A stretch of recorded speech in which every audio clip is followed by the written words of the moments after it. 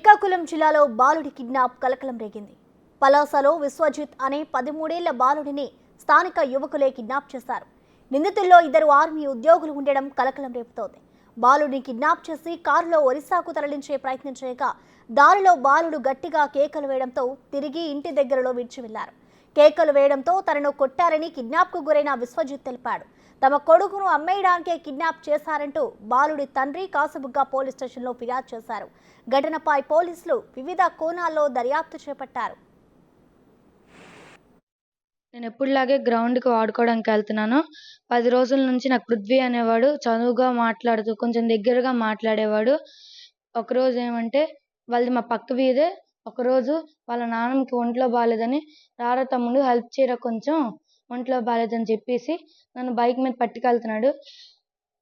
నర్సీపురం దగ్గర వరకు బైక్ మీద పట్టుకెళ్ళి అక్కడ వాళ్ళ కార్ ఒకటి ఉంది.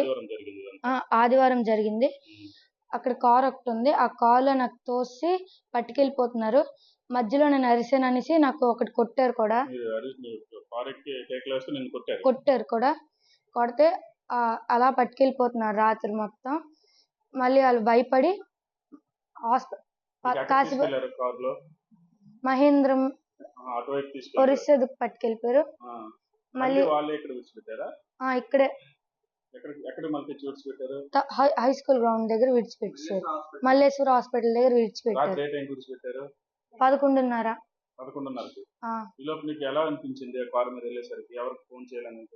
వాళ్ళు ఫోన్ ఇవ్వట్లేదు. అంత అడిగినా కొట్టారు.